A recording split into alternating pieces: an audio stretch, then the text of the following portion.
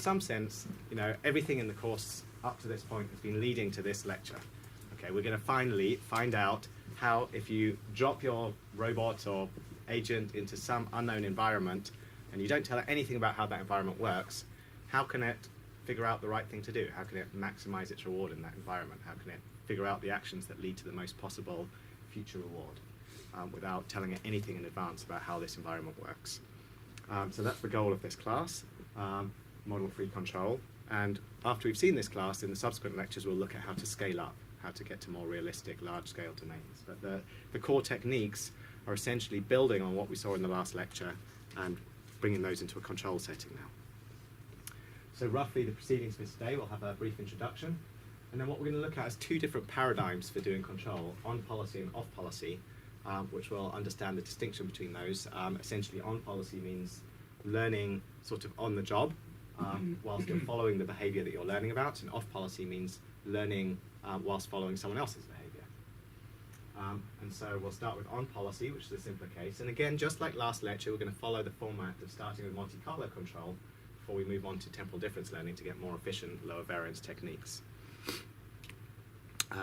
So how are we going to do that? Well, last lecture, we basically built up the toolkit that we're going to need. Last lecture, we saw how to do model-free prediction, how to evaluate a given policy. If you drop your robot into a given MDP and you ask it how much reward will it get if it follows a particular behavior, last time we saw how to do that using Monte Carlo evaluation and temporal difference learning. And that just helped us to estimate the value function of some unknown MDP. And now that basic toolkit is what we're going to use to now do control methods, where we want to not just estimate the value function, but actually optimize it, find V star, find Q star, find the best possible behavior, find the most reward you can extract from this MDP. But we're going to use the same tools, and we're just going to iterate them and essentially use what we had before kind of as an inner loop for getting to the best possible behavior. So just to get you back in the flavor, I know we've had a week off, reading week, so I think it's helpful just to get a reminder of why this is interesting. Why should we care? Why should we care about this particular flavor? Why this problem of unknown MDP reinforcement learning? And the answer is that in most interesting problems, and I put up just a few interesting problems here that all fall under this umbrella. So controlling an elevator, getting some car to park itself, trying to automatically steer some ship, or control a bioreactor, or navigate a helicopter, or do the logistics for an aeroplane, or play Robocup soccer, or control a bot in Quake, or manage a financial portfolio, or learn how to fold proteins, or figure out how to make a robot walk by itself, or to play a complicated game. All of these problems have MDPs. There are MDP descriptions of these problems. In each case, there's some complicated environment in which this problem can be described, where there are some underlying dynamics in some environment that has some state that tells you how it's going to move around in the state. But either that thing is unknown to us, we don't know what that environment is, and so we have to resort to model-free control to figure out how to do this. Or the MDP might be known, but it just might be so complicated that it's actually too big to use except to sample it. And if you can only sample it, you're essentially back to the same case as model-free control, where you really, the only way you can access this model is by just trying things, trial and error, and see what happens. Because you can never do even one step of integrating over some vastly complicated model. It might be too expensive. The real world's an example where the underlying dynamics of the real world are extremely complicated. Even if we knew them, you wouldn't really want to work at the atomic level and integrate over the dynamics of every atom moving around. You would just take samples, see what happens, and work with that. So model-free control helps us to solve problems like these. So that's why this lecture is interesting, I hope. Okay, so we're going to look at this basic dichotomy between on-policy learning and off-policy learning. So let's just understand what that means now. So on-policy learning, I like to call it learning on the job. So it's like you've got some policy, you follow that policy, and while you're following that policy, you learn about it. So you basically it's actually a sampling experience by sampling actions from some policy pi, and at the same time you're trying to evaluate that same policy. That's what we mean by on-policy learning, that the actions that you take determine the policy that you're trying to evaluate. But that's not the only choice. We can also do off-policy learning, which you can kind of think of as looking over someone's shoulder. So you might have some robot which is watching some other robot walk around, and it's trying to figure out the optimal behavior by just observing some other robot, or maybe even a human, behave. So maybe a human gives some example demonstrations, maybe some teleoperated arm, and the human says, this is how you should move this arm around. And now, just from the trajectories that have been sampled from the human behavior, we could actually do off-policy learning, and we could learn to evaluate. The robot could start to learn for itself, well, what would happen if I did something else? Maybe there's some better behavior, and the robot can learn about that better behavior from samples of experience drawn from, say, the human behavior. You don't have to learn about the behavior that you sample. You can learn about other behavior. That's called off-policy learning. Okay, so we'll start with a simpler case on policy learning. And the main idea that we're going to use throughout this course is the same idea that we saw a couple of lectures ago when we were doing dynamic programming. And it's the basic framework of generalized policy iteration. So just a quick refresher slide. So the main idea in policy iteration is to alternate between two different processes, where first of all we evaluate a policy, and then we improve that policy. And we have this iterative process, which I kind of sketched up on this diagram here, where you start with some value function and some policy, and every step, every time you go up, you basically evaluate your current policy to get you a new value function, and every time you go down, you act, say, greedily with respect to that value function. I should just say greedy, actually. And so this alternating process we saw when we were doing dynamic programming actually does converge on the optimal policy and the optimal value function. And it's just this cycle that can go round and round and round. And the question is, well, what can we slot in for these two processes? And what we're going to do today is we're going to vary the choices of what slots into these two pieces here, so to enable us to do model-free control, rather than in dynamic programming where everything was using full knowledge of the MDP model. So far we've only seen in the dynamic programming examples of these where our up arrows were some way to evaluate the policy, and we saw things like iterative policy evaluation, and the down arrows were things like greedy policy improvement. And now we're going to vary those two components and try other choices. So let's make a first try. Okay, let's say we want to do the simplest case. Let's start with Monte Carlo learning. So we're doing basically Monte Carlo control. That's this section. We're in that chapter of the lectures. And so we're going to start with Monte Carlo control. Later we'll move on to TD control. Now if we're doing Monte Carlo control, is it possible to just slip that in? Can we just swap in Monte Carlo policy evaluation instead of our dynamic programming? That would be a way to evaluate the policy. So remember, Monte Carlo evaluation is just, you just execute some trajectories and take the mean, and that's your value of your value function. So what about doing that as our process for estimating the value of the policy? What would happen if we just ran some trajectories, used those trajectories to estimate V, and then applied greedy policy improvement? Would that work? Any thoughts? Any problems with this idea? Do people understand what the suggestion is? That we can take this general policy iteration framework and plug in a model-free step for policy evaluation to just run some trajectories in the unknown environment, see how well we do, use that to estimate the value of the policy, and then iterate by improving our policy, evaluate the new policy by running some more trajectories, evaluate our new policy, act greedily with respect to that, run some more trajectories, etc. And according to our knowledge of generalized policy iteration, this has to converge on the optimal policy. So what's wrong? Can anyone think? There's actually two problems with this. Okay, good. So if when you're running your trajectories, you follow your policy, then you're not going to explore very well. Okay, great. So that's one of the two problems. We'll actually come to that one second. So, but the point was, which is correct, is that there's an exploration issue, which is that if you act greedily all the time, you don't guarantee that the trajectories that you're following explore the entire state space, and so it might be that there's parts of the state space which are really interesting and actually have better potential that you just never see. Okay, there's one more problem with this. Any thoughts? So that's actually the problem with the second step. Any problems with this first step, with evaluating V in this way? Yeah? You need to run a whole load of trials to get a good measure of what the best policy would be at any given step. Okay, so the point was that maybe it's slow to do this, that it might be, you might need a lot of episodes to actually make this work. That's true, and we'll improve on that by using temporal difference learning later. But let me move on. So the issue is that we're trying to be model-free, actually. We want to be model-free, But how can you be model free when you're using the value function v? If you use the state value function and you only have the state value function, and you want to act greedily with respect to your state value function, you still need a model of the MDP to figure out how to act greedily with respect to that value function. You only know the value of each state.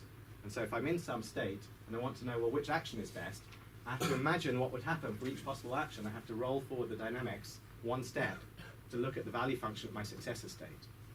We don't know those dynamics. We're trying to be model free. Okay? So if you work with the state value function v, you always need a model in order to do your policy improvement, because you need to have some one step of look ahead to get to your next state. So the alternative is to use Q. The alternative is to use action value functions. Action value functions enable us to do control in a model-free setting.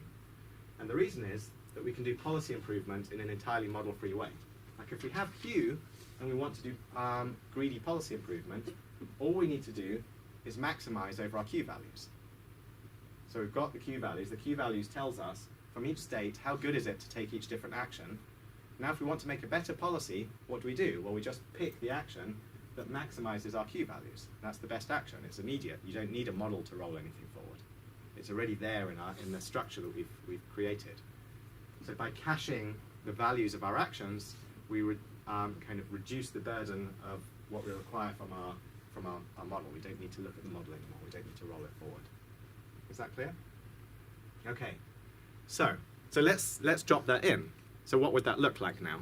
So the proposal then is that we have now an algorithm which looks like this, where we start with a Q value function now, an action value function, and some policy. And every step we're going to do a Monte Carlo policy evaluation, run a bunch of episodes. At the end of those, we've got some estimate of our policy of Q pi. So we run a bunch of episodes. We take the mean from each state action pair. We look at the mean return to estimate QSA. And that tells us how good that particular state action pair is, taking that action from that state. What was the mean return that you got? Do that for all states and actions. That gives us a new value function. We then act greedily with respect to our Q. That's immediate. We just take this argmax over our Q values. That gives us a new policy. We run that policy for a bunch of more episodes, take the mean of all our state action pairs again, and iterate. And again, this results in Q star and pi star, or does it? And the issue has already been raised by someone in the audience, which is we still have one issue, which is that we're acting greedily as our policy improvement step. And if you act greedily, you can actually get stuck. You can actually not see the states which you need in order to get a correct estimate of the value function. So we're basically estimating the value of all state action pairs by trial and error, by running episodes. But if we don't see certain states and actions, then we won't evaluate them correctly and we won't select them because we haven't seen how good they are. So that's the distinction. Now that we're running things, we're not doing these full sweeps that we were seeing in dynamic programming. We're running things by actually interacting with the environment. So we need to make sure that we continue to see everything. So here's an example to make that a bit clearer. Okay. So this is something from the academic world where you can imagine there's some situation in life where you've got two doors and you're trying to pick the best door. So in this cartoon, one of them behind that door is tenure, or one of them has tenure, and one of them is flipping burgers at McDonald's. So now we have to basically figure out by trial and error which door to go through. So let's say you get repeated trials, and let's say the outcome of these doors is actually stochastic. Okay, so you're just going to get some immediate reward. This is called a bandit problem. We'll see more examples of this in a subsequent lecture when we focus really on exploration. But it's a bandit problem. You've got two choices, door 1 or door 2. So what happens now? If you open the left door and you see a reward of 0, okay?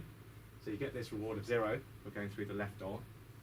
So now think, okay, 0 wasn't so great, maybe I'll try the right door. So you open the right door and you get a reward of +1.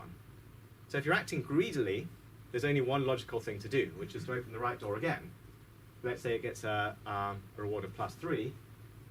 So now your mean, after these steps, you've seen 1 + 1 and 1 + 3. So your Monte Carlo estimate of the value of that door is now +2, the mean of those two episodes that you've seen. So +2 is clearly better than 0. So if you're acting greedily, you would pick it again.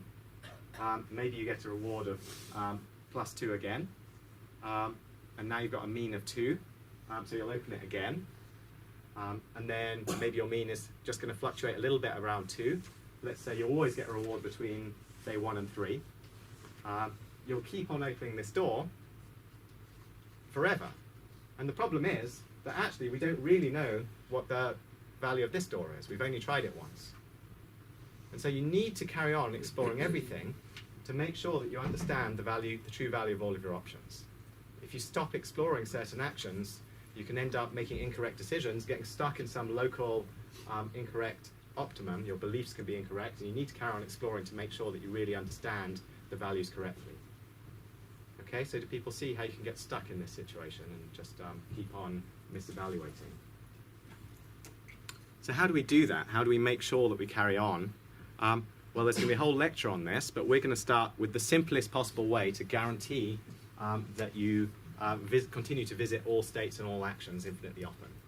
And so this is the simplest idea for ensuring continual exploration. It's actually surprisingly hard to do better than this simple idea, although there are lots of much more sophisticated algorithms. And the simplest idea is what's called epsilon greedy exploration. And it's very simple. All it says is that you flip a coin. With probability epsilon, you choose a random action, completely random, a uniform random action. With probability 1 minus epsilon, you choose the greedy action. Okay? So you flip a coin. If it comes up heads, you act completely randomly to make sure you see everything. If it comes up tails, you choose the best thing that you know so far. You take your argmax over your Q values. So it's just like our greedy policy improvement, but we've softened it a little bit to make sure that with some small probability, you try all the other actions. So this might seem naive, but it has some nice properties. It guarantees that you continue to explore everything, and it guarantees that you actually improve your policy as well, as we'll see shortly. So this is just a fancy way of saying precisely that. This is saying the probability is if you flip the coin. So this epsilon over m is the probability of what happens if it comes up tails and you explore, and this 1 minus epsilon is the probability of actually if it comes up heads, then you pick the greedy thing. But you might also pick the greedy action just by random as well if this tail thing comes up, which is why I have a bit more probability mass on this one. But the idea is very simple. You just either take the best action or you explore at random. Okay, so one of the reasons that epsilon greedy is a nice idea is that it actually guarantees that we get a step of policy improvement. So remember, for this generalized policy iteration idea, we want to alternate between steps of improving our policy and steps of evaluating our policy. And so what we can see is that epsilon greedy actually is a policy improvement. Like you start off with one epsilon greedy policy, and now the question is if you evaluate that policy, so you start off with pi, that's your previous epsilon greedy policy. If you evaluate that to get you v pi, the question is, can we be sure that by taking epsilon greedy step, like by acting epsilon greedily with respect to v pi, can we be sure that we've really made a better policy? And the answer is yes. So the simple proof here, which basically says that if you look at, so we're just going to do the same idea we saw in the dynamic programming lecture, where we're just going to prove this over one step, and then we're going to argue that that whole thing telescopes by unrolling it using the Bellman equation. So over one step, we can see that the value of our previous policy, of our original epsilon greedy policy, if we take one step of our new policy, so we want to show that this thing here, taking one step of our new policy, is basically better than our original policy, than the value of our original policy. So this is just saying, well, this is just an expectation. So this is our epsilon greedy policy. And we're going to say for one step, there's some probability that we're going to take each action, multiplied by the value of that action. This is just unrolling the expectation. And we can split that into the probability of taking the greedy action plus the probability of taking or every action. So this is what happens if you choose to explore, and this is what happens if you choose to act greedily. And now what we can say is that, well, this thing of where you choose to act greedily, if you choose the max of all your Q values has to be at least as good as any weighted sum of all of your actions. Right? The max is better than any weighted sum of your actions, of your Q values. So we're going to choose one particular weighting that sums to 1 here. And we're just going to say that the max has to be better than that weighted sum of your Q values. And now you can just collect terms together, and we see that we've got 1 minus epsilon on 1 minus epsilon. So this term over here now just cancels with this term over here, and you're just left with an expectation over your Q values, which is your original value function. Okay, you can look at this afterwards, but the main thing I want you to take away is this idea that epsilon greedy, very simple idea, but it really does guarantee that you're making progress. So you really do make progress. You start off with some epsilon greedy policy, you evaluate it, you make a new epsilon greedy policy, and it's definitely better than what you started with, or at least as good as what you started with. Okay, and then for the final, to telescope it, refer back to the dynamic programming lecture that explained how this telescoping argument works. It's the same idea.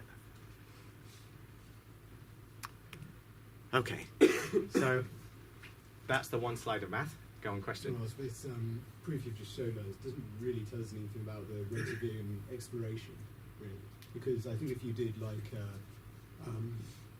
completely greedy policy, then that would actually, prove that's better than anything, but you're not taking into account you actually need to explore the environment more. So I'm not sure I understand the question. So is the question, can we say anything about how frequently you need to, like what, how epsilon affects? Is it telling us anything about, in our real problem, when we execute our real problem, how much we should be exploring? No, this doesn't really in itself tell us anything about how rapidly we should be exploring. So, but in general, we'll see a little bit about that in a second, that you need to choose a schedule for your epsilon, and you need to make sure that that decays to 0 roughly, but we'll see.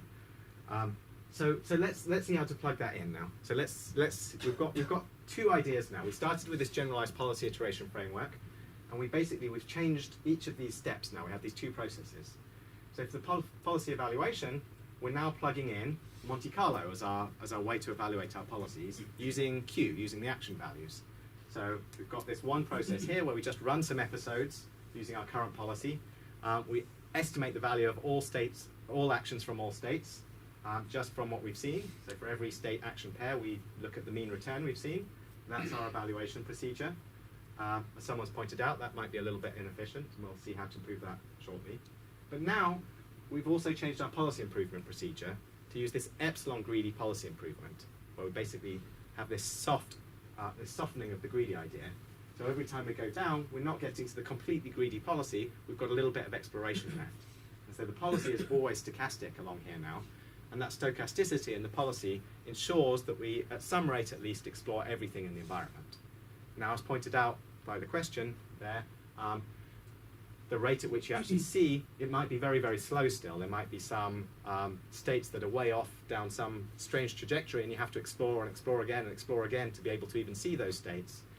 So this doesn't actually give you very strong guarantees of how long it takes to explore all of those states. It just says asymptotically, at least, this thing now really will find the optimal policy at the end.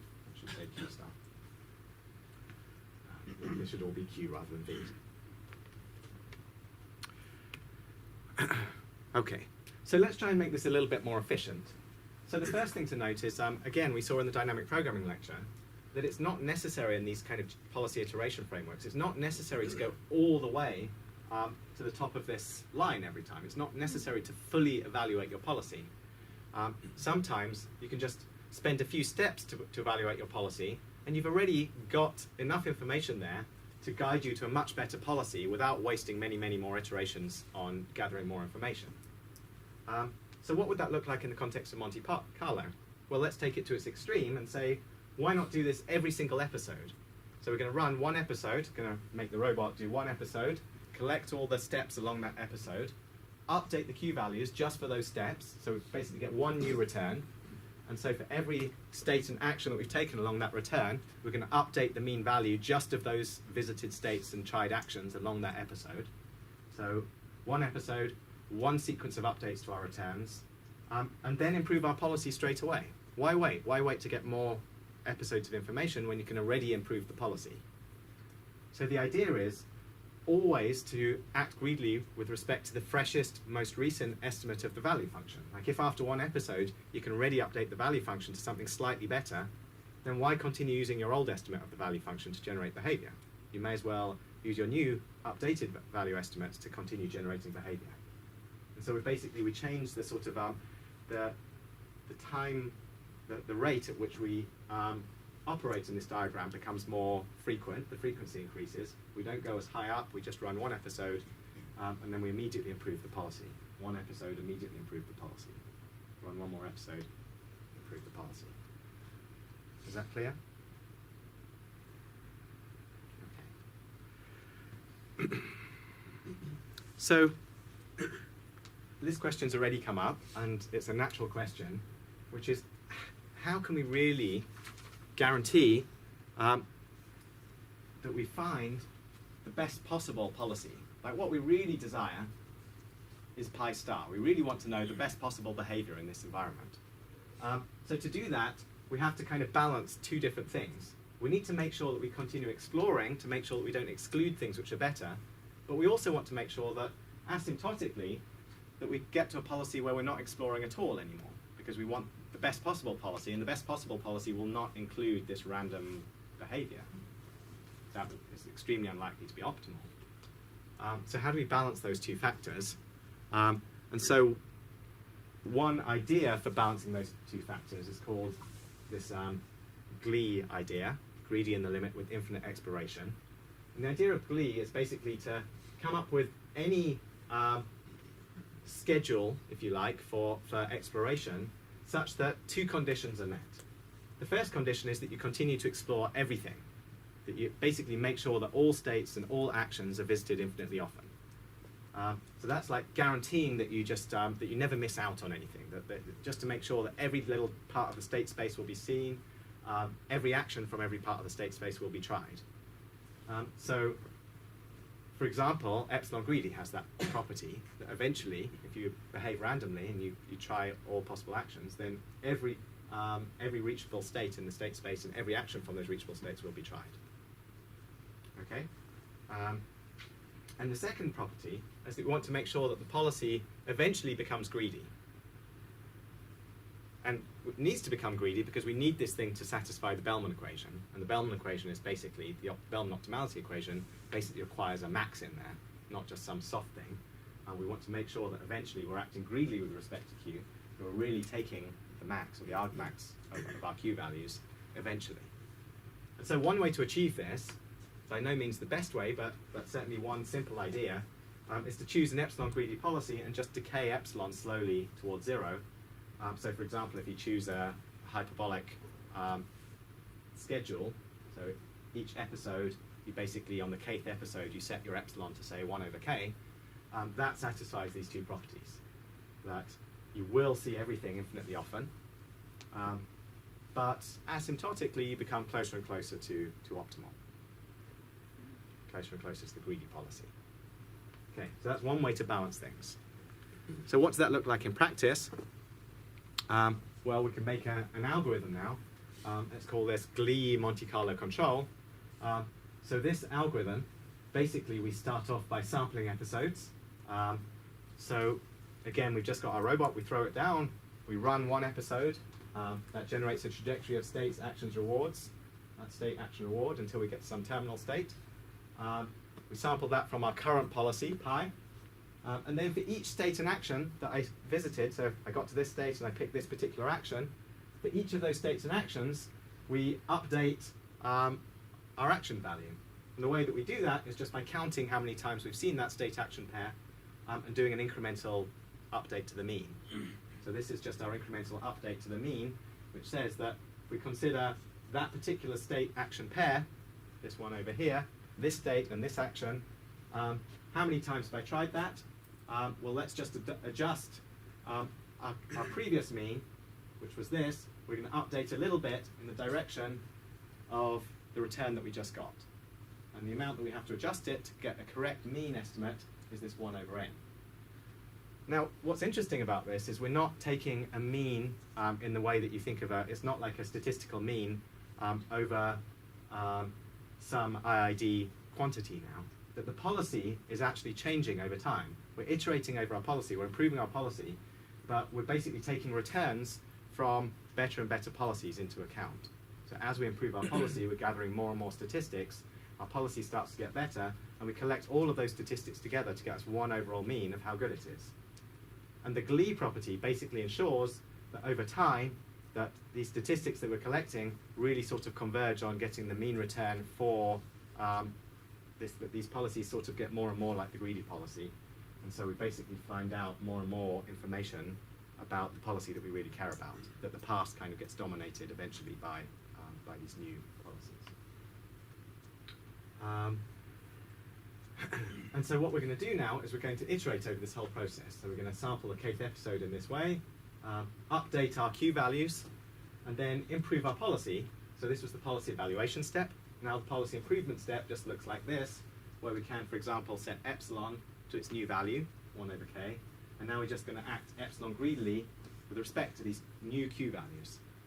And those Q values are going to be the same everywhere, apart from the states and actions that I just visited. So we only update those Q values along one trajectory, but that's already enough to change the behavior that we actually see there. So in practice, if you're actually writing this, you don't need to explicitly store pi, you just store Q, but when you actually come to select actions, you always just look at the freshest, most recent Q, and you flip a coin and you either pick the maximum Q, or you pick a random action. So this pi is kind of implicit, and all you need to remember is your 1 over k schedule that you're using to determine the bias of this coin that you're using. And this algorithm actually finds the optimal action value function. So this is really, this is our first full solution. This is something which you throw it into any MDP, and you just let loose with this thing, and it will find the right solution. And it's considerably more efficient to run it in this way, where you actually update the Q values every single episode. You update your Q values and then immediately improve your policy, rather than having to generate a whole batch of episodes, thousands of episodes, to just get one evaluation of Q. So this actually works much better in practice. Okay, are people clear about this algorithm? Like the idea? It's a good time to ask questions if you're not, because we're just going to keep on adding to these ideas. Okay, good. I'll take silence to mean comprehension. Okay, question. And I can't remember if you addressed this in an earlier lecture, but is there any particular idea behind the initialization of the values for Q, or do you do random initialization? Okay, so the question is, does it matter how you initialize Q? And in terms of the theory, you can start with anything. It will still converge. In practice, of course, it helps to have a good estimate of Q. The closer you are to the optimal Q values, the faster this thing will converge. It's a bootstrapping. Sorry, it's not bootstrapping like with TD, but still, we're basically starting from these Q values, and we're updating incrementally from. Actually, sorry, that's not true with this particular schedule. let me back off that. We'll see that for later versions where we have an incremental update.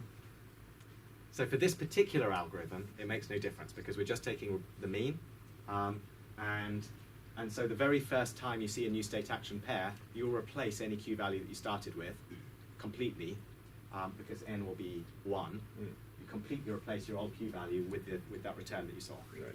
So for this particular algorithm, it makes absolutely no difference what your initial Q values are. In practice, and in the rest of this lecture, we'll see algorithms where you don't have this perfect mean, but instead you have some non-stationary estimator that has something like a constant alpha here. And for those algorithms, it matters much more what Q values start with, because you're incrementally moving on from that initial start value. And then your start value, the closer you are to optimal, the better. So, yeah, sorry. Correct myself there. Okay, question. Then I'll move You on. said it's more efficient to update for every episode. Yes. But if you do it for many episodes, you have the chance to parallelize the process, so you run a lot of episodes in parallel. With Okay. the same value function, whereas So that's a great with this point. you So. have to wait. So I guess, yeah, I'm just focusing on serial computation for now. There are many possibilities for exploiting parallel computation, and you're right that you would want to that parallel computation introduces constraints on what you can and can't do, and you may want to. It's almost.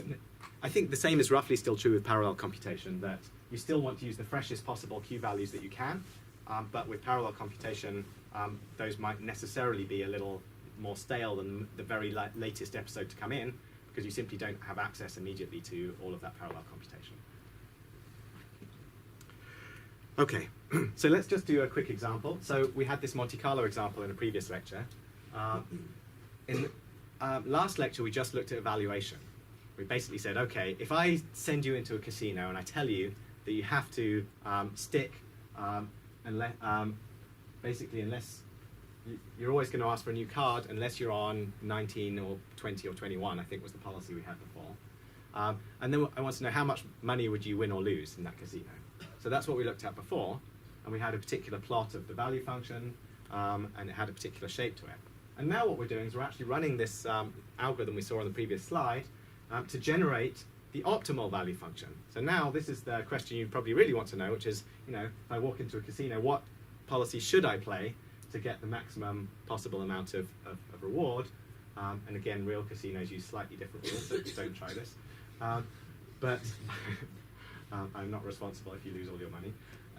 And so this basically tells you, now we've run our Monte Carlo, we've iterated through several processes where each episode we update our value function a little bit. We actually store Q internally, but just to make the plots easy to look at, we're now basically summing over all of the actions to estimate V star from our Q.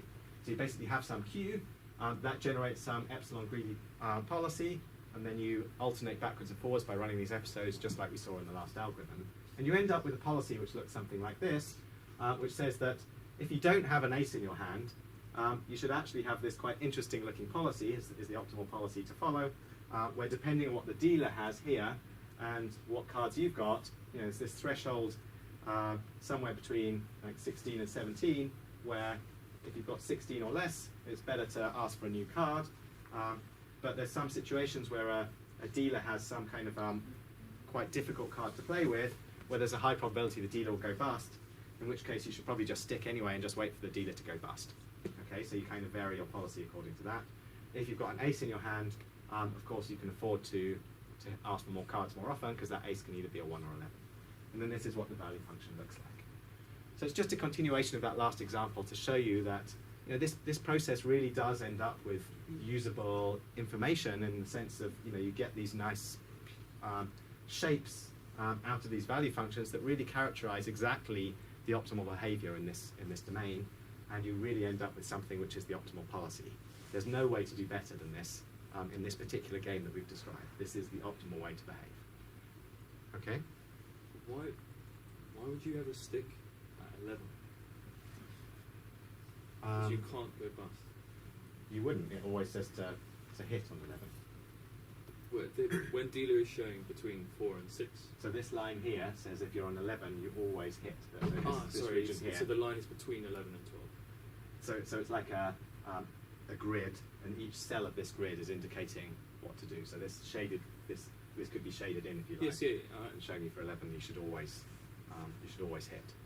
But if you've got 12 and the dealer has a bad card, there's some chance the dealer might go bust, and so you should just stick on that 12 sometimes. Okay. So we're now going to move on to temporal difference learning methods. So just like the last lecture, we kind of split things between Monte Carlo learning, and then we moved on to TD learning, and then we saw that there was a spectrum in between these two things. We're going to follow the same process now, but with control methods rather than evaluation methods. We're really going to try and understand how can we actually gain efficiency by bootstrapping, by using the same tricks that we saw last time, and gain a lot of the efficiency. We want to basically use TD. Why? Because it can be lower variance, because it can be run online in continuing domains. Even if there's no termination, you can still run this. It can be run from incomplete sequences. And what we'll see actually in this lecture is that there's an additional benefit to using TD, which is when you use off-policy learning. It becomes particularly important to use TD. And so the natural idea, well, let's try the obvious thing, which is use the same generalized policy iteration strategy, but we know that to do model-free policy iteration, we need to use Q. We need to use Q so that we don't have to do any look ahead in our to do our greedy or epsilon greedy policy improvement. And the idea is basically to use now TD learning to estimate Q. So let's just slot in TD learning in place of Monte Carlo policy evaluation and continue to use epsilon greedy policy improvement. And that's immediately going to give us an algorithm that we can apply, which is probably the best known algorithm in reinforcement learning. And the only difference we're going to do is because TD can operate at this higher time scale. So TD learning is something where you don't need to wait until the end of the episode to update your value function. In fact, you can update your value function after just one step. That's one of the advantages. It's online. Like you'd see one step of data, you bootstrap, you update your value function immediately. And so again, if we follow this general principle of always using the freshest, most recent value function to pick your actions, what we're going to do is we're going to increase the frequency of our policy improvement to be every single time step we're going to improve our policy. Okay? So the general idea is called SARSA. So why is it called SARSA? Well, this diagram should illustrate it. We're basically starting off in some state action pair. That's this black dot, the decision node. We're basically choosing an action. We're going to randomly sample our policy. So we're going to see a reward R. We're going to end up in some new state S prime, and we're going to sample our policy again to generate A prime. So there's two steps of sampling. Sorry, we're not sampling our policy yet. So we start off with state here. We're asking a question about this state S and this particular action A. We're going to sample from the environment to see what reward we end up in and what state we end up in here. And then we sample our own policy at that next state. So we end up with SAR S prime A prime, or SARSA algorithm. Okay. So SARSA basically indicates a particular update pattern that we're going to use based on SARSA here. And so what do we do? Well, we're basically going to start with our Q values. We're going to move our Q value a little bit in the direction of our TD target, reward plus our discounted Q value of the next state, minus the Q value of where we started. So again, it's like I was in some state and I'm considering taking some action. And what I want to know is, if I actually take that action, look at the reward I got, and then the value of the next action which I would take, that gives me an estimate of the value of this policy, and I'm going to use that estimate to update the value of the state action pair I started in. Okay, that's the general idea. This comes from the Bellman equation for Q. We've seen this hopefully before, becoming familiar with these type of ideas. So that's a SARSA update. Okay?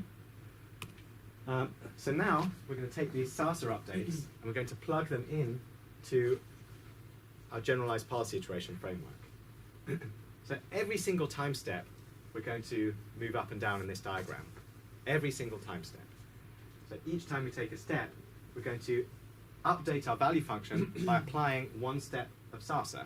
So for the state and action that we were just in, we're only updating the value function for that one state action pair at that time step by applying this update. So I was in this state action pair, I ended up in some new state action pair. I'm going to do one update to my Q value for that single entry of my table. And now I've already changed my value function, right? Something's different. If I end up back in that state action pair again, which I might in some loopy environment, I want to make sure that I use the latest, most interesting, most up-to-date, best information that I've got from my policy evaluation. So every single time step, we're going to improve our policy as well by acting epsilon greedily with respect to the latest value function. So again, what does this mean in practice? It means that you're just storing Q in your memory. You've just got this big table of Q values for all states and all actions. And every step when you actually come to take an action, you just flip a coin, you look at your Q values, and if it comes up heads, then you look at your Q values and pick the best one. If it comes up tails, you explore randomly. So the policy is implicitly represented by your Q values. And every single step, we're going to evaluate the latest action I took and update my policy just for that one state action pair. Okay? So we've really got this very rapid process of evaluating by SARSA and improving the policy. let's try and get to know this a bit better. So what would an algorithm look like? So I think it's actually useful in this case to just maybe step through some pseudocode. It's really straightforward. So you can arbitrarily initialize this lookup table. Q is just a lookup table. In subsequent next lecture, actually, we'll see how to generalize beyond these naive lookup table representations. But for now, it's just a lookup table. Every state, every action has its own entry in this table. We initialize this arbitrarily, just say 0. Okay? And now we're just going to repeat. And every single step, this outer loop is just over episodes, but really, the inner loop is just every single step. We're going to take an action, observe the reward, observe the next state that we end up in. We're going to choose our action using our epsilon greedy policy. And we're just going to apply this Sasa update to that one step. So update a little bit in the direction of my TD target, the reward plus the discounted value of the next state action pair. And then repeat. So the next time we come round, we'll already have a different policy because we're acting epsilon greedily with respect to our Q values. If I end up back in that same state again, for example in a loop, I will already behave differently using the latest and freshest information stored in Q. Okay. Yeah, question? S dash is chosen according to E epsilon greedy as well? S dash is chosen by the environment. S dash is the next state. So state. Sorry, A dash. Yes. So A prime. So the question was, is A prime selected according to the same policy? So A prime is selected using your current policy, and then you basically remember that, and now when you come in, you remember what your last A prime was. That becomes your A at the next step. So you just kind of remember your last A prime, and that becomes your new A.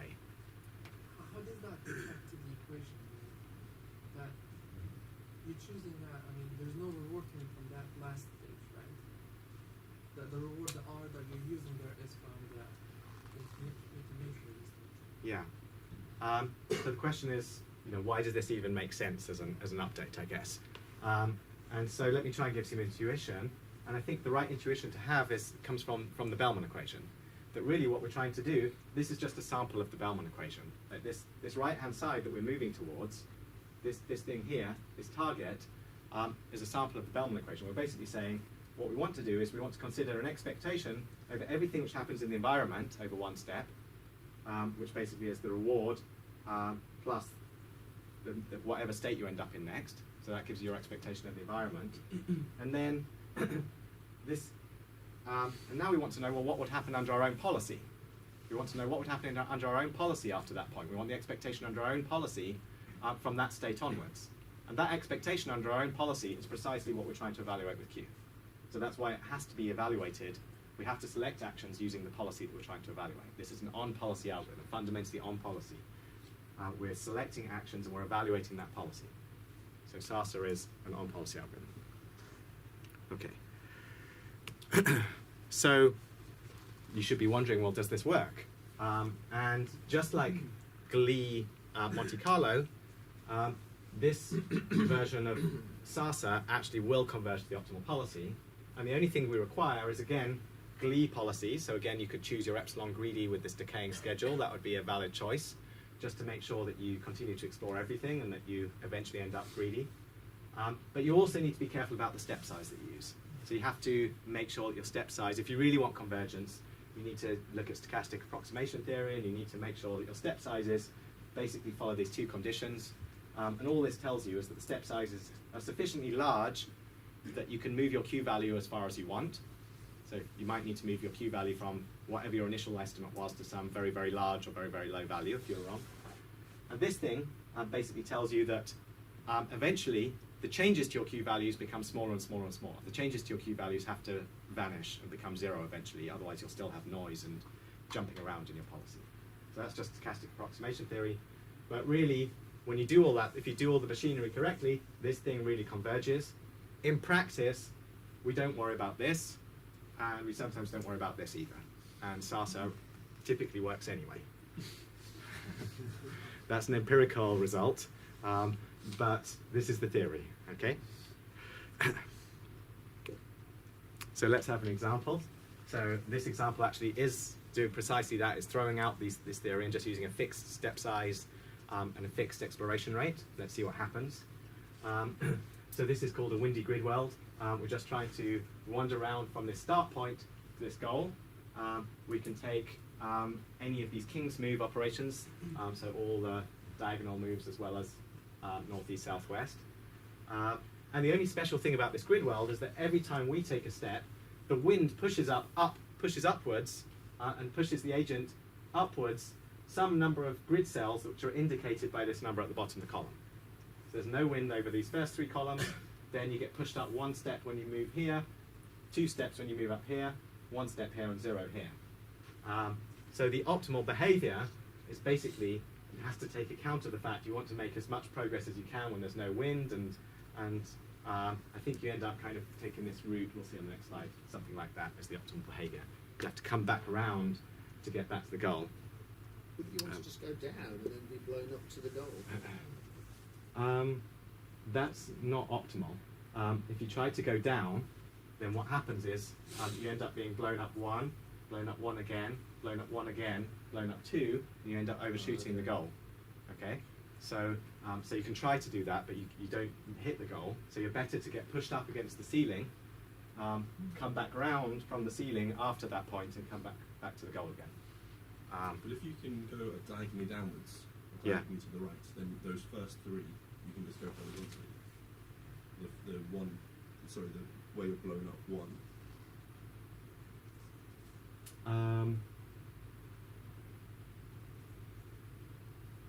So maybe this is a version that just uses the standard moves then. I'll have to check that. I think this might just use standard moves, and that the wind blows you into a diagonal direction. You're right, that would be true in that case. So here is the diagram of the optimal policy. So this plot basically shows us what happens if we use the naive version of SARSA. So it's just something to show you that, this is the policy that it finds, which I claim is the optimal policy. You can check that offline. And this plot here basically shows the learning curve for running SARSA. And so this is exactly the algorithm we just looked at. And what this is showing is actually the number of time steps. So this axis here is literally time step by time step. And what we're looking at is how many episodes were actually completed in those number of time steps. So you can kind of see here that the first episode took 2,000 time steps to complete. It started off with no knowledge about how to do this, and so it's basically just doing a random walk, and that random walk is biased upwards, so it's not even as good as a random walk, so it takes a long time to actually stumble on the goal. But when it does, and this is really typical of reinforcement learning and these generalized policy iteration algorithms, when it does, the very next episode, it does much, much faster, and you get these exponential increases, because once it learns some knowledge, it can bootstrap from that knowledge and do better and better and better and better as it starts to learn things. So it immediately learns faster and starts to complete episodes at a much faster rate now, until up here you can essentially look at the gradient of this, and the gradient of this should tell you the path length which it's taking, which I think is like 14 or something, the ratio between this and this, which is the optimal policy. So most of the time it's behaving optimally, but this is still, because we're not decaying epsilon, it won't be completely optimal because it will still be throwing in the odd exploratory action. Okay? And that's why it's got this bobbly look to it. Okay, so now we're going to take the step that we took in the last class, which is we're going to consider the spectrum between Monte Carlo and TD learning algorithms. We're going to consider these eligibility traces and lambda variants of these algorithms to see if we can again get the best of both worlds, get the best of the unbiased behavior that you get from Monte Carlo, and also get the best, or at least control the bias, have a knob that controls the bias variance trade-off. And so the way we're going to do that is start off by considering these n-step returns again. And so what we're going to do is consider these returns now, which are basically the one-step return looks at 1 step of real reward and then our Q value after 1 step. But we could also use the 2-step return. We could have looked at 1 step of reward here, a 2nd step of reward here, and then look at our Q value after 2 steps. Or we could do that for any number of steps all the way down to infinity, which is essentially Monte Carlo, where we look at the reward after 1 step, reward after 2 steps, all the way until the end of the episode, and we never bootstrap from our value function. Okay, so that was the idea of these n-step returns. And so this Q return we can define in the following way. We can define the Q return to basically be the generalization of this to any n. And n-step Sarsa just does the obvious thing, where we say for each state action pair, what we're going to do is instead of updating towards the one-step estimate of our value function using Sarsa, we're going to use this n-step return as our target. So again, this means we're going to take our estimate of the value of taking action A in state S. We're going to update that a little bit in the direction of our n-step target. Okay, this is this sort of idea of the incremental mean, this non-stationary updates again.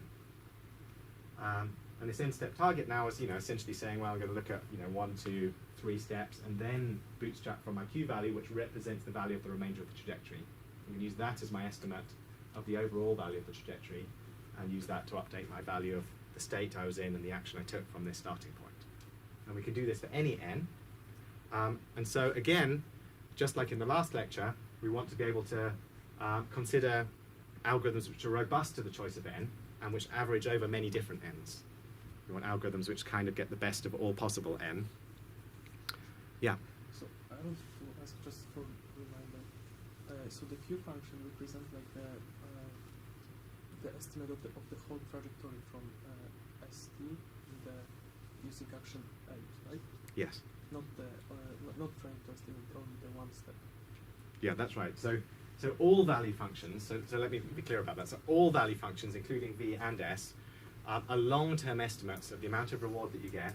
So the definition of Q is the expected total reward that you get if you start in state ST, and then you take action AT, and then you follow your policy for all subsequent actions. Mm-hmm. That's the definition of Q. So it specifically is a long-term estimate. We never consider just these, like even when we're talking about these n-step returns, that's just our target. It's still an estimate of the complete return, but we're estimating that by looking at n steps of immediate reward, plus something which summarizes the remainder all the way out to infinity or the end of the episode of the remaining reward, all discounted by the appropriate discount for each step. Okay? People good with that? Right. So, let's make a lambda version of this algorithm. So, this algorithm is called Sarsa lambda, very well-known algorithm. So what we're going to do is we're going to consider, first of all, just the update. Like, what does this look like before we talk about the full algorithm? And the idea is we're going to basically average over all of our n-step returns. So we're going to consider starting in this state action pair. The environment pushes me to this state. I take some action, and then I estimate my Q value here. And we're going to weight this particular return by 1 minus lambda. We're also going to say, well, what if I start in this state action pair? Environment picks a state, I pick an action. Environment picks a state, I pick an action. We're going to look at the Q value, add up the rewards along here, plus the Q value at the end of this, weight this by 1 minus lambda times lambda. So each time we're going to multiply by another factor of lambda. This 1 minus lambda is just like to normalize the whole sum to add up to 1. So we get this weighted sum of all of our n-step returns, where we basically are looking, we take more account of the trajectories which are of the shorter n, and then we progressively discount by another value of lambda as we increase n. So the main idea is to now make this average return. So we had this these returns which were n-step returns, and now we're going to average over all n. And the way we're going to average over them is just by defining this weighting, just like over here. We're going to weight each n-step return by a factor of lambda to the n minus 1. Just the normalizing factor there.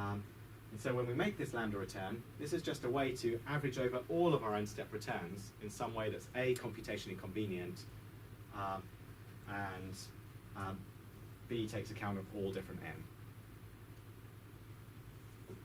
Okay? And it has this lambda parameter that we can tweak, which can make us either more or less far-sighted in terms of how much we prefer the large n or the short n. Okay?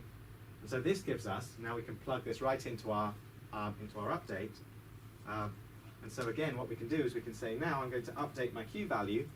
I start over here, and now I'm going to consider a weighted sum for this Q value. I want to know how good is it to take this action.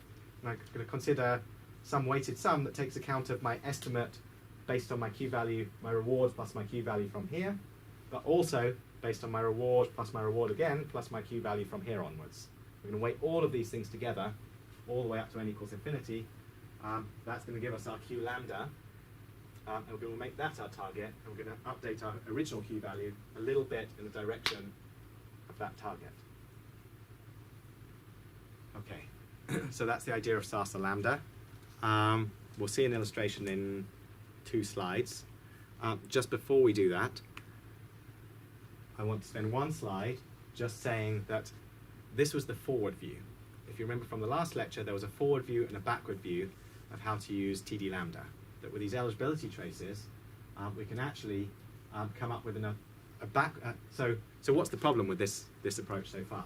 So this is great. We've got something which lets us build a spectrum between Monte Carlo algorithms and TD algorithms. So we've got now a variant of Sasa that can look all the way out to the future. If we set lambda to 1, it turns into Monte Carlo learning. If we set lambda to 0, it turns into our familiar Sasa that we saw in the previous steps. So now we've got this control where we can choose, our bias variance trade-off in between and average over all of these things. The only problem is that we're kind of looking forward in time. That this isn't an online algorithm. It's not something where we can take 1 step, update our Q value, and immediately improve our policy, because we have to wait until the end of the episode to be able to compute our Q lambda.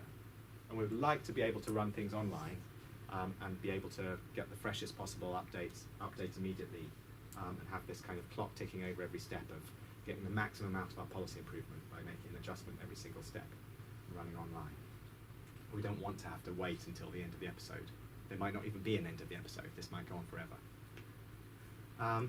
So what we're going to do is come up with an equivalent, just like in the last class, by building up eligibility traces such that when we sum up over those eligibility traces, we're going to end up with an update which is exactly equivalent to this one. And so the idea is very similar to the last class. We're going to build an eligibility trace now, but the eligibility trace is going to be for all state action pairs. So now we've got a new table, a table of our eligibility for each state action pair. Think of this as the thing which is telling you how much credit or blame you should assign to every action you took from every state. Like you end up, at the end of your episode, you get a big carrot at the end of your episode. So which of the states and actions are responsible for that carrot? And your eligibility trace is your best estimate of who was responsible for receiving that carrot. And so what we do again is we say that the states and actions that I took that were most recent before I got the carrot, and the states and actions that I took most frequently along the trajectory are the ones which should be blamed or credited the most for their negative or positive reward that I receive at the end of that trajectory. And so the way we do that then is we can do it online by just increasing this state action pair.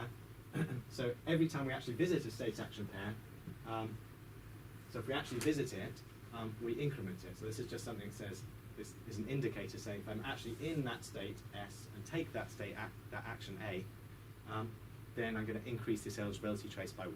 Okay? So if I actually see that particular state action pair, increase my trace, and then every step for all state action pairs, even the ones we don't visit, we're going to decay them a little bit over time. We kind of have this process where, if I'm going round and this is the state that we're really considering here, and if I keep going round and every time I revisit this state, I'm going to bump up my eligibility, and over time it's going to decay until I get back there again, and then it's going to bump up again.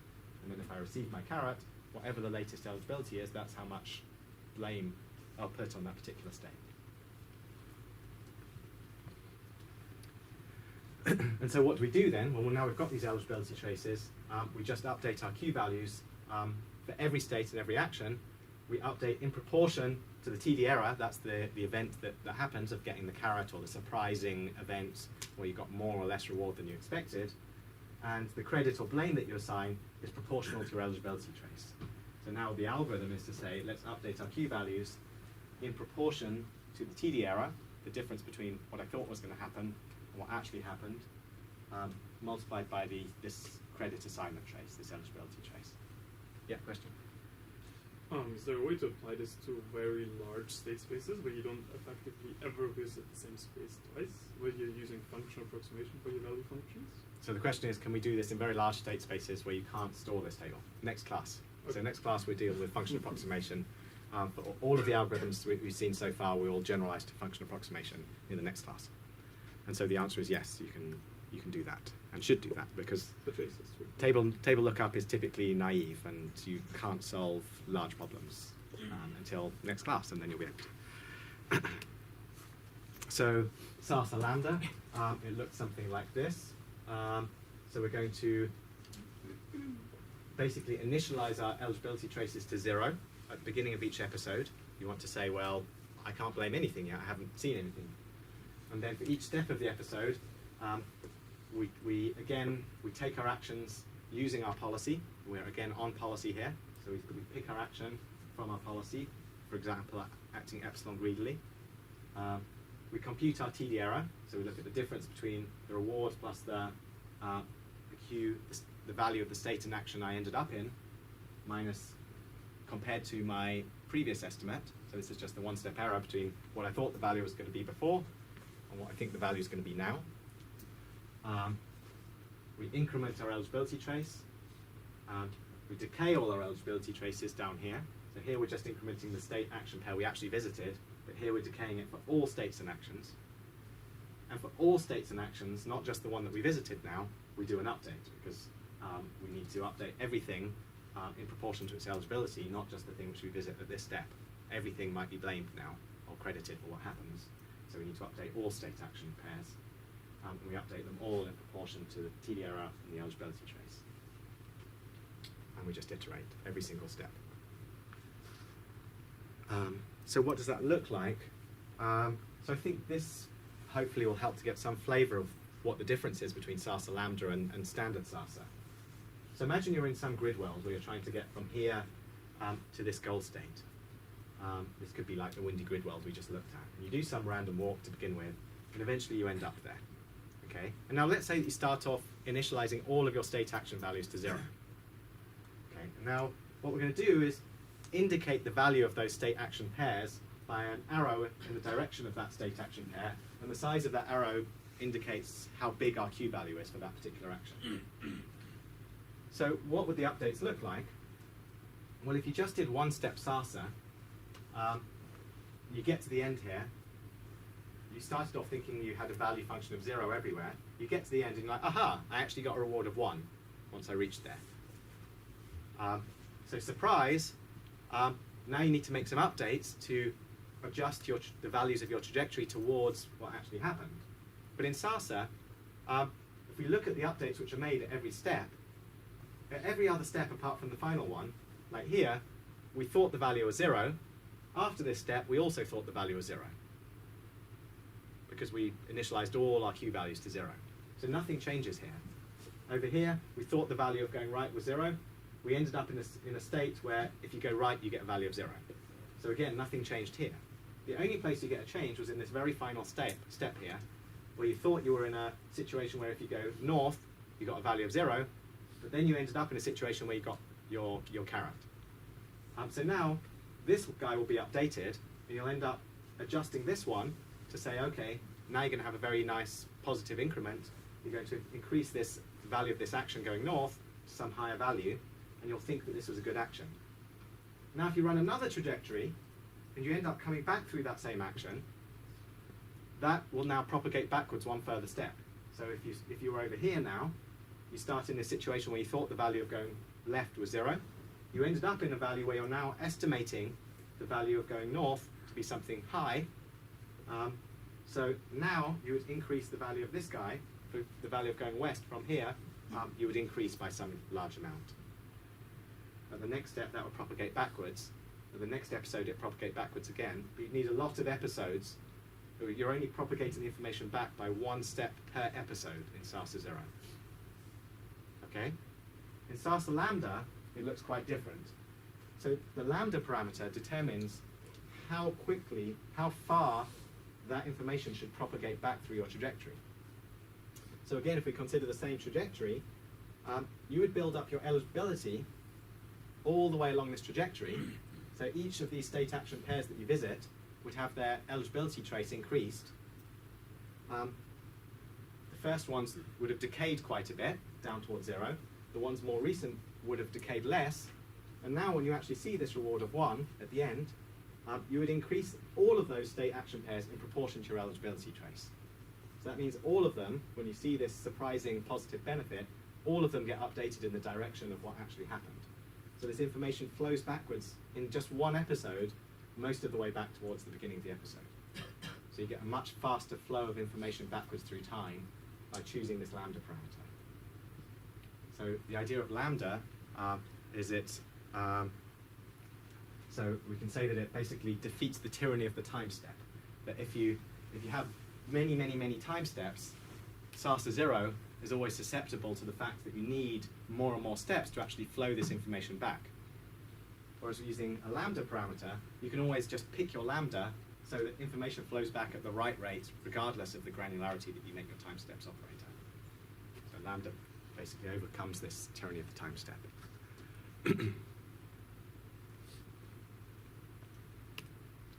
Okay, any questions there before we move on to the final section? Yeah. You said that the eligibility traces would decay along the path, but Yes. it's going to be 1, No, or so if we go back to the updates in the algorithm, the eligibility trace is incremented in all the states and actions you visit, but it's also decayed every time step. It's decayed by a factor of lambda, and also by your discount factor gamma. So that's why this lambda parameter sets the rate at which how far back in time you look, because now you've got this decay rate, which basically tells you how steeply you want your eligibility trace to decay going back along this trajectory. So if you set lambda to 1, these will be of equal magnitude, like these arrows would still be thick, like the updates that you make all the way along the trajectory would still be large, and that's what happens in Monte Carlo, because in Monte Carlo, you run your trajectory, you see that you get some eventual reward, and everyone gets updated in the direction of that reward, because everyone says, hey, I took this action, I ended up getting something good, I should be updated. So by tuning your lambda, you basically determine how far back along this trajectory you look. It controls your bias variance trade-off. The further back you look, the more variance you have, because there are all these random things which happen along this trajectory. But you reduce your bias. You're less susceptible to the effects of bootstrapping. Okay. Question at the back. Yes. Yeah, I thought you said that for the backward you don't necessarily need to wait until the end of the episode, but here you can do that. You don't need. So okay, the great question. So the question was, why wait until? So for the backward view, the advantage is supposed to be you don't need to wait until the end of the episode. So we're actually running an update every single step. Now the fact that the reward only occurs at the end of the episode means that you don't actually gain any information until you reach there. So these arrows are basically showing you, by the time you get to the end of the episode, what's the effective update that you see. But the nice thing about, imagine that you pass through this reward and then you carry on, and then you get another reward, and then you get another reward, and then you get another reward. So what would happen with SARSA lambda is that nothing would happen until you hit your first reward, and then immediately all of these guys would be updated, even though you haven't finished your episode. You would carry on and you would carry on and you would carry on until you hit your next informative event. Then everything would be updated because of that next informative event, and you would carry on and you'd carry on. So the fact that nothing happens isn't because we had to wait until the end, it's because actually that we gained no information until this point. Like until this point we thought the value was 0 everywhere, and we got 0. So we are making updates at every single step, it's just those updates contain 0 information until the first informative event. But you're right, I think this example, it's not clear from this example that is really a property of the online algorithm. Okay, there was one more question. Yeah, so these are the action values, and over many episodes we're basically going to be taking immediately, so I just want to clarify that. So in SARSA we never take an explicit mean, we just use these SARSA updates. Yeah.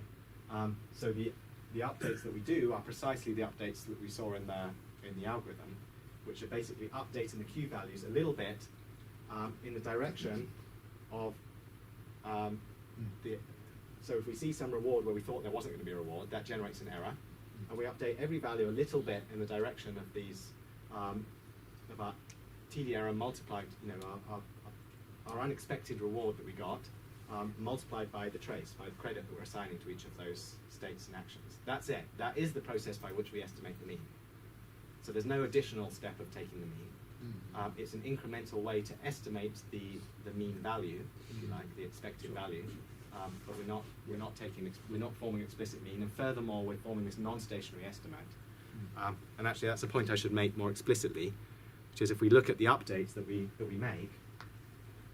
So we use this fixed step size alpha. So could you just take the mean by using, say, a 1 over n? Like, could we do the same thing that we did in Monte Carlo, where you count the number of times you visited that state action pair and plug in 1 over n as your step size? That would give you like a mean, an incremental way to estimate the mean. But the thing which you're plugging into that mean is changing all the time because you're bootstrapping. So it's not really the same as forming a true mean. You're forming like a non-stationary mean of that. You're throwing in there all of these different targets that you've seen at all these different times. So I think the right answer to your question is that we are forming an estimate of the expected reward, the expected future reward, all the way to the end of the episode. One way to estimate that is using Monte Carlo learning, which explicitly estimates the mean. Another mechanism for estimating that expectation is by bootstrapping. And that's sort of, instead of computing the mean, we now update a little bit in the direction of the errors that we see. So we bootstrap, we look at the error, and we use that error to inform what we think the previous value should have been. And that is the process by which we estimate the expectation. Okay.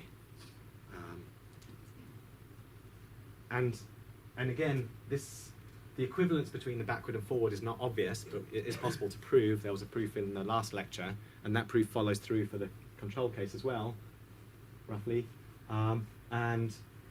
But I think a useful way to understand what's going on is to understand that really what we're doing when we do these traces is to implement this algorithm here.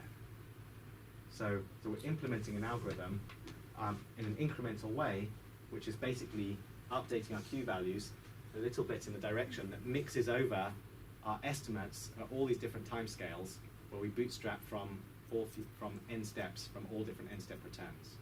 So you start in some state action pair.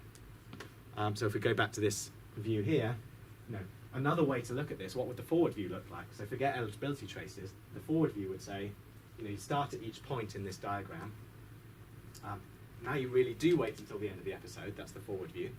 At the end of the episode, from each of these states, we would consider the one-step return, which will give you no information. We'd consider the two-step return, which will give you no information. Consider the three-step return, which will give you no information. And the only one which will give you the information is the longer returns that go all the way to here or beyond. Okay? And the amount that you take account of those things, the weights that we put on that final n, on that largest n, the weight that we put on our final one, is precisely the amount by which we would update that guy here. And so if you're very close to the end here, all of your weight goes on your return, on your final return, because the episode stopped here. Whereas if you're way back at the beginning here, a lot of your weight is going on these shorter returns that don't contain any information yet. And so that gives you the same effective result. You can see just intuitively that just looking at these diagrams, you get the same picture by either this forward view computation or the backward view computation. But the backward view is computationally much nicer. We do that online. You just keep one step in memory. You just do that thing. You move on. You don't need to look forward in time or wait until the end of your episodes. It works in situations where you don't even have episodes.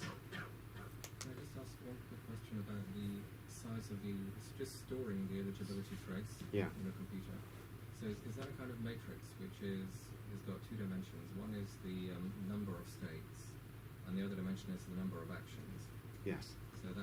So in this lecture, we're building tables for both Q, which is a matrix, number of states times number of actions, and eligibility trace, and the count when we were doing Monte Carlo, this n x comma a.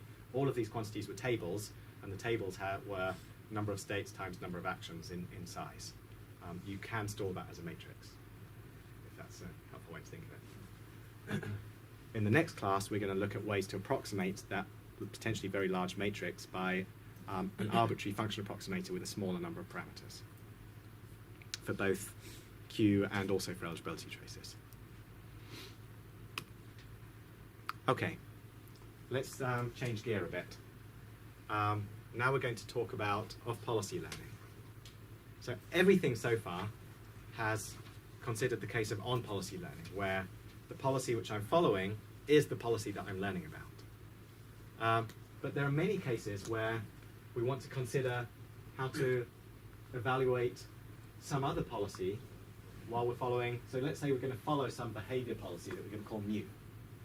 So this is the behavior policy that we actually pick actions from in the environment. So mu. And what we want to do is to evaluate some other policy, pi, so as to compute, say, v pi or q pi, or ultimately figure out maybe the optimal way to behave in that environment. But the behavior that we see is not going to be drawn from this thing that we're wondering about. So why would we want to do that? Why do we care about off-policy learning? So here's 4 possible reasons that you might care about this a lot. Okay. The first reason is that you might want to learn from observation of other agents, like humans.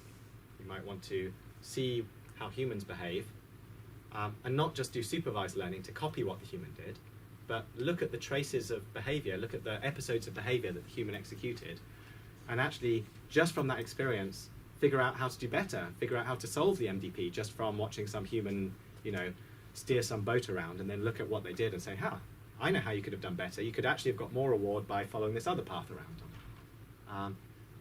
That's the goal. Okay, we want to be able to observe some other policy and maybe figure out how to do better, or learn from that behavior, learn from one behavior what the value of another behavior would be.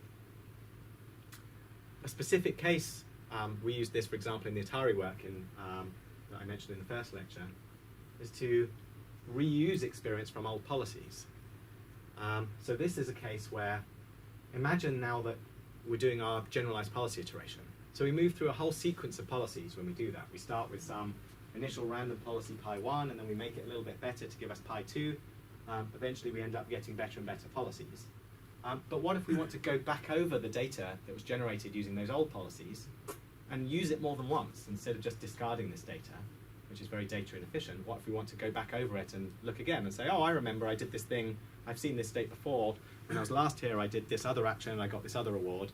Reuse that data, do something a bit more like batch methods, where you kind of you just treat this as a big data set and figure out how to do the best thing from that data set. Well, what's the problem there?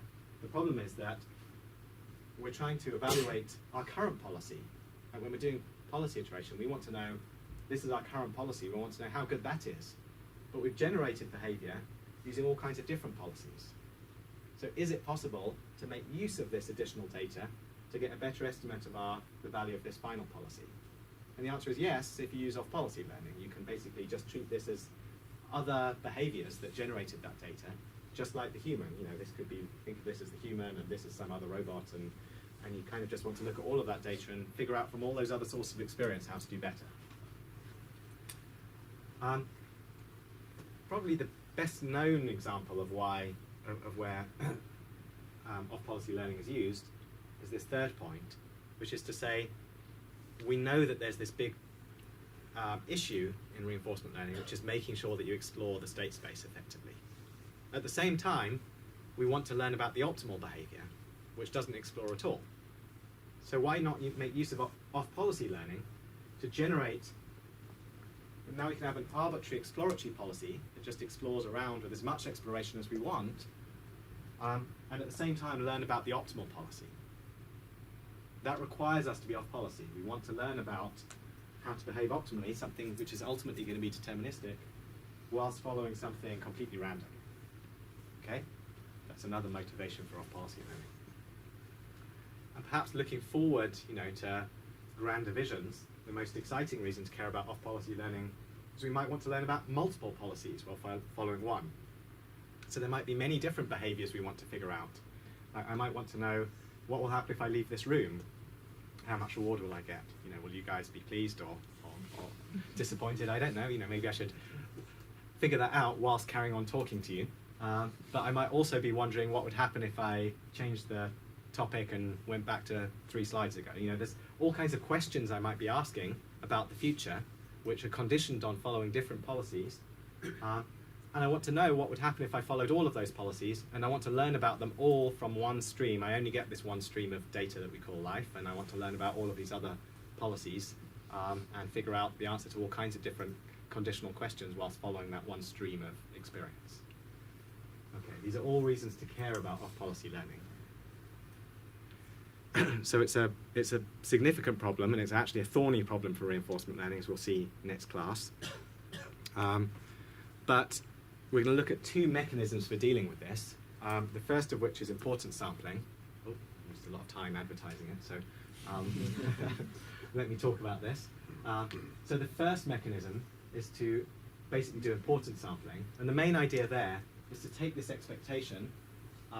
There's some expectation, like your expected future award, and all we do with importance sampling is to say an expectation over your, say, your future award is just to sum over some probabilities times, say, how much reward you got. And now what we can do is just multiply and divide by some other distribution. And now this ratio here that we've got, you can basically say this is an expectation over our other distribution of this quantity here, where all we had to do was kind of divide out our old probability. And basically you multiply and divide by the ratio between your old and your new distributions. And that corrects for the change between your distributions. So we can apply importance sampling to Monte Carlo learning by basically doing importance sampling along the entire trajectory. So when we importance sample across in Monte Carlo, we have to look at the trajectory.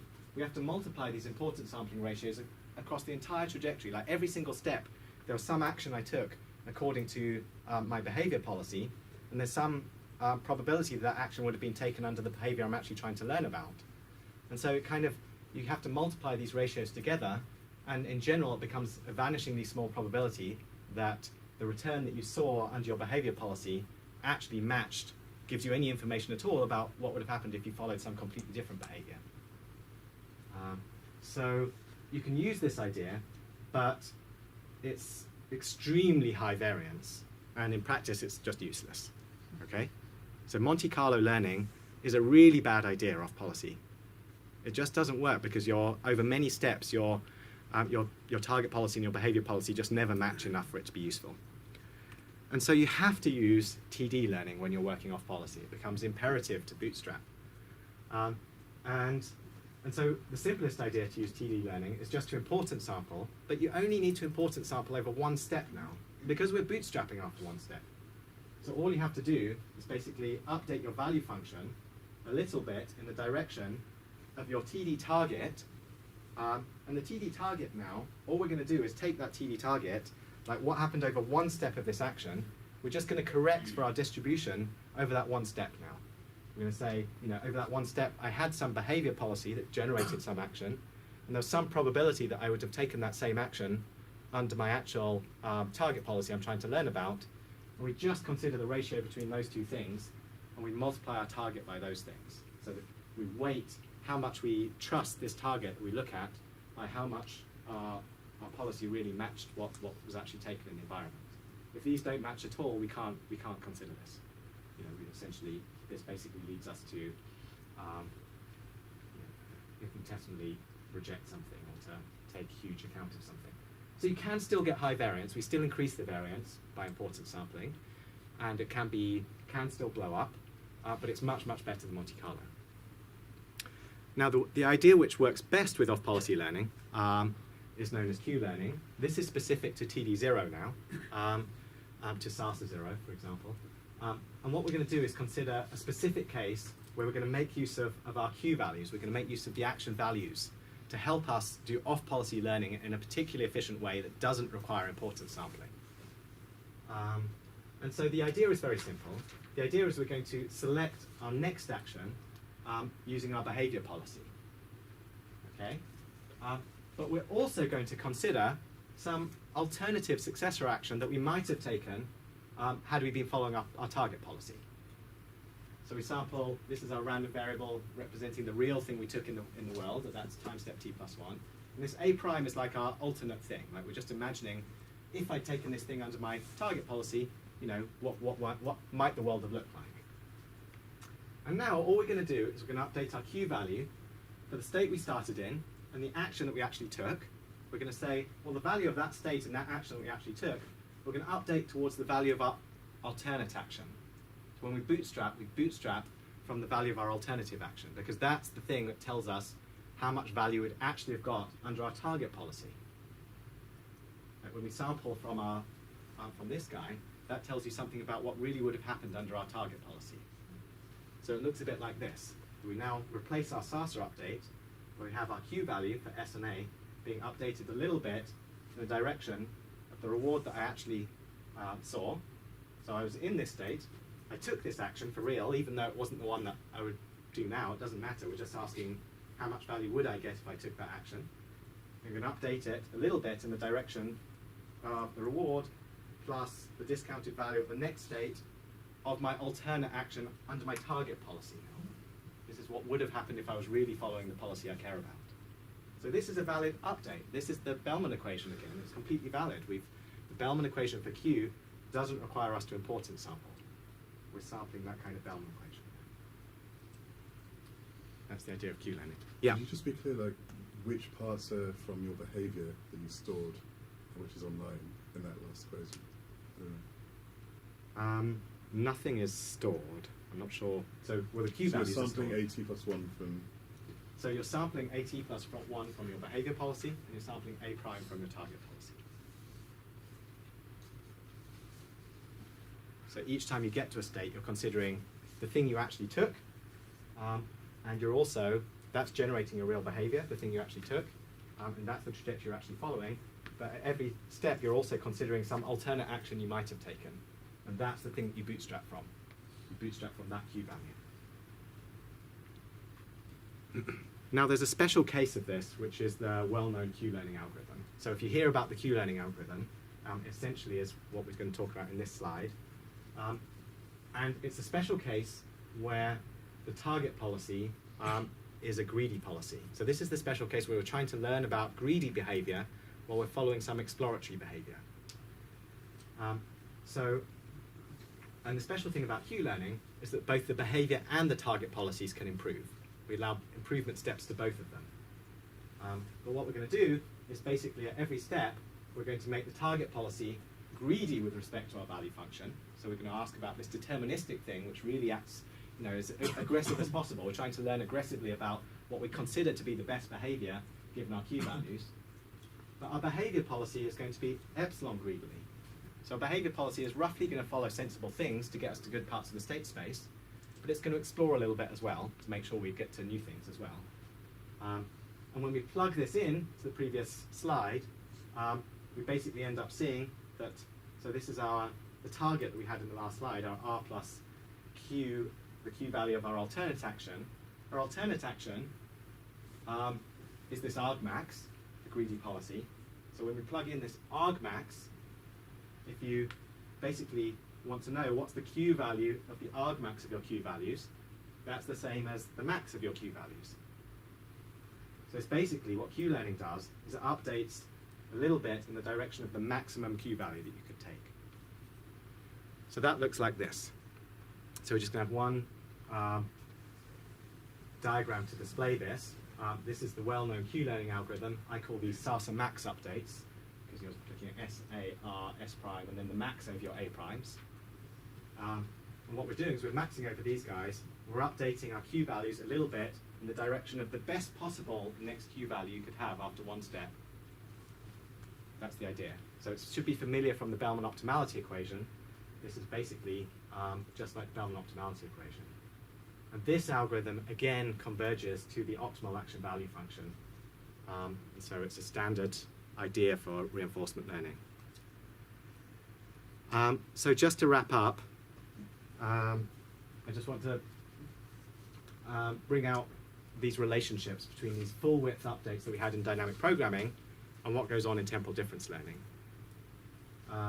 So in this column here, what we've got is a dynamic programming algorithm that we looked at in the previous lecture.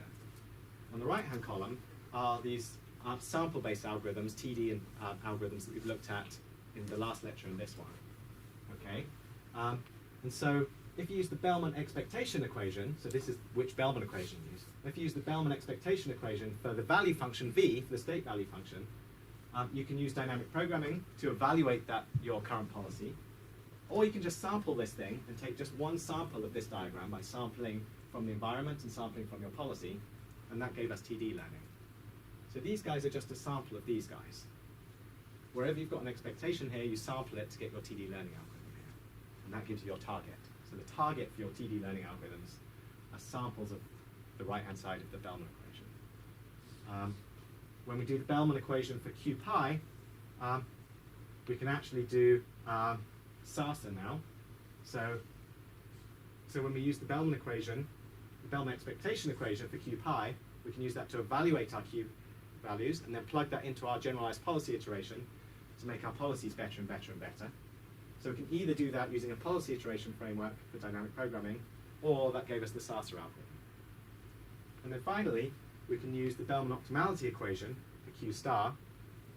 And when you use the Bellman optimality equation, you can either plug that into value iteration, which is the dynamic programming method, or you can just sample this, sample your expectations to give you the Q learning algorithm. Okay, so TD we can think of as samples of the Bellman expectation equations, or the Bellman optimality equations.